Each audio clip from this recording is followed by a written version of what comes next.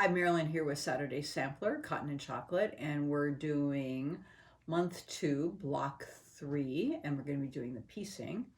And joining me, maybe for a few minutes, is Miss Darcy. I think she's right behind me.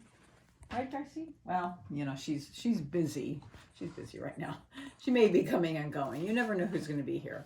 So, anyways, we're going to be doing flying geese, which will be new for some of you. And you can follow the general instructions at the front of the page if you want to, or I'm going to be demonstrating the wing clipper from Deb Tucker Studio 180. And so I'll be showing how you use that. And so anyways, we're going to get to it right away. So you're going to be doing flying geese A and flying geese B. This is the block, and these are the flying geese. So A and B right here. Okay, so you need to get fabrics 2 and 10. 2 is the base for one of them, and then fabrics 1 and 10, and 1 is the base. Okay, so this is showing fabrics 10 is the base for this one. I have them in a couple parts so that you can see the demo as I move through it. So first of all, on all of these smaller square 3s, I take my magic wand and all 4 blocks. So like, let's say we're using the 10 base with the fabrics 1. I take all of them before I get going, and I draw my lines on it with my magic wand, because you need to be sewing on that 1/4 inch. So I take all of them and I draw my 1/4 inch on all 4 squares. Okay. And then on this one, you're going to be drawing them on that darker. I've already cut these up in part of the demo, but I had 4 squares as well. And so this one, you need a lighter pencil or be able to see that on these darker squares. Okay. So you have 4 squares with this flying geese, and then this, the lighter ones. All right.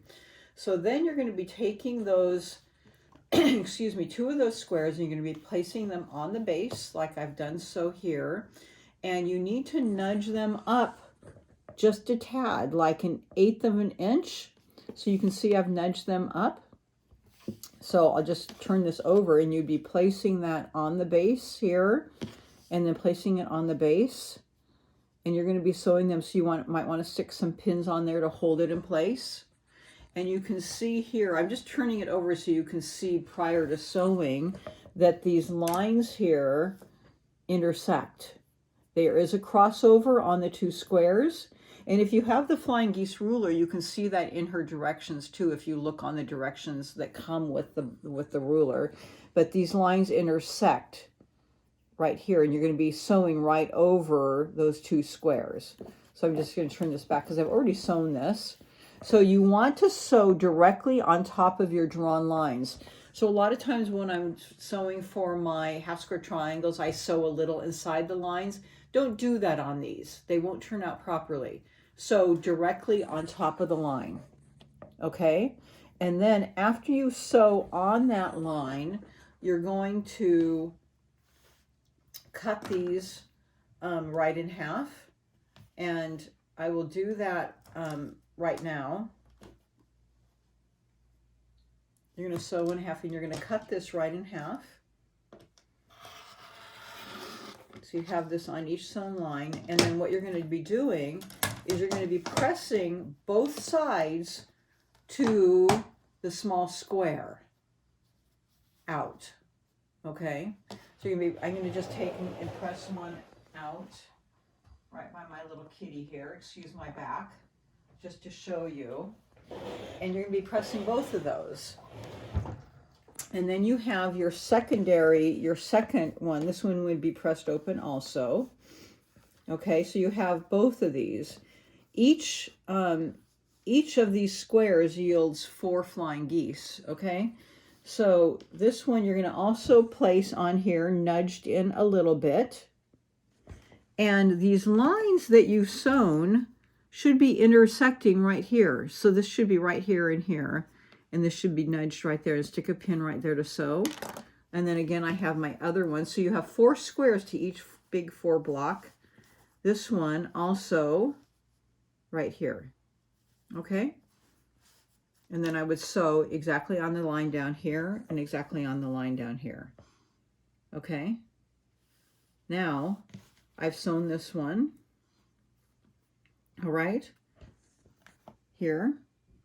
And then what I do is take this, and then I'm going to cut right here. And so you would cut that one open and cut that one open, so you can see how out of this one I get 2, and this one I would get 2. So that's how you get your 4. And then this one presses open. You see that? Ah, one flying goose, one goose, and another goose. Okay, so that's 2, and you get another 2. Okay, so I've already pressed these open. So this is this one here and here, and then this one actually yields an opposite. If I had sewn that, it yields an opposite color. We're just making opposite colors. Okay, now this is when the ruler comes in play, because you're like, well, what do you do with the ruler? You haven't used the ruler yet. Well, not yet, but I'm going to right now. Okay, so this is where the ruler comes in play. We're doing if they tell you here, you need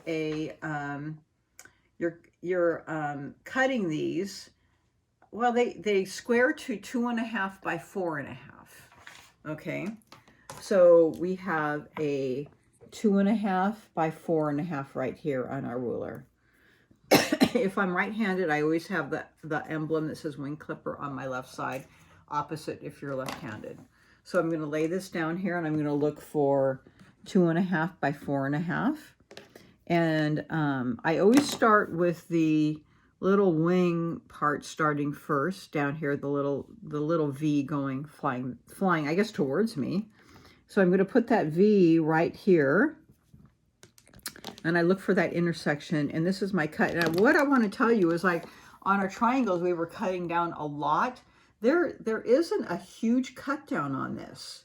Okay, there's not a lot of excess.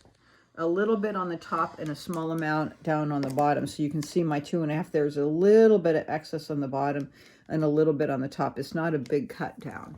So I place this in my V. I'm going to cut this down here and then cut the excess off on the top. And then you could do this for all 4 at once. I normally do all of the same cut down at once so I don't get mixed up. But I'll just show you one at a time here. Then I'm going to turn this around. And then what's really nice about this ruler is you have a double check. So I'm going to lay this down at my 4.5 here. 4.5 by 2.5. But what's really nice is there's a little X right here that shows you where that point is. So I have my top, my corner, and the X. And then I cut off the excess here and at the top. Okay, so like I showed you, the cut down isn't really big, but there's my perfect flying geese and a perfect 1/4 inch right there. Okay, so if you aren't sure about, the layout or how it will turn out, or if it might come out a little wonky, do one on a practice before you do it on this. Just make sure that you have it right, or you have it laid out. If you lay it out a little pushed in too far, or out too far, sometimes your the wings might be out a little too wide or in a little too far. So sometimes you might want to practice just to see that you have it laid out correctly. Okay, so you're going to do all 4 on this side, and then you'll do the other colorway here. And then when you do have those laid out, I didn't do both of them, but when you have them laid out, you will sew this colorway so that it's on this side, and then the other colorway down here, and you're going to press towards this colorway. So you have this double intersection right here. Okay, so you have both of those flying geese. I'm going to push this out of the way, and then we're going to move on to making half square triangles. In your half square triangles, just like in the block 2, are going to be done with colors 2 and 6 cut down to 2.5 inches. And we're going to be making, again, a corner unit like we did in block 2. So you're going to be taking fabrics 1 and 8 and laying them out with 2 of these half square triangles that were made with fabrics 2 and 6. They're laid out this way, and then I press towards the square, and then when I press them out towards this darker block. So that's your corner unit, and you'll have 4 of those. And then lastly, we're going to be making a square and a square, and you make one of those. And basically it's with any fabric you have left over, which should be these 2 fabrics. That should be all you have left over. Let me get this out of the way. So how do you make that square and a square? Well, what I do is I pressed my large square in half to get a crease, and I pressed these 2 fabrics in half to get a crease, and I lined them up, and then I sewed them. And then I actually pressed inwards towards the big square just because it was dark.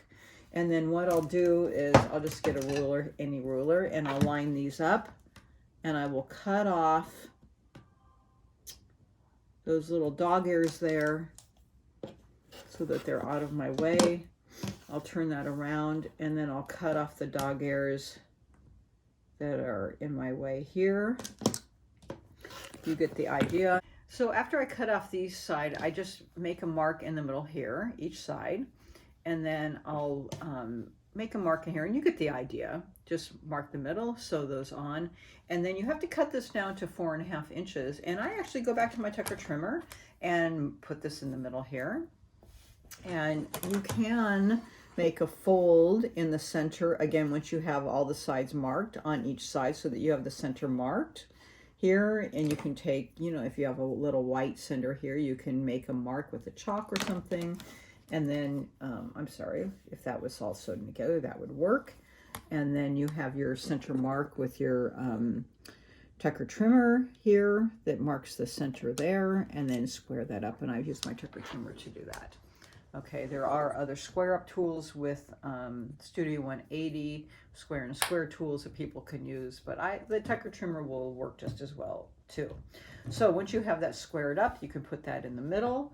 So you have your square up ruler here, so there's your center, and then you can look at this. You have your flying geese on each of your 4 corners, and then you have your corner square.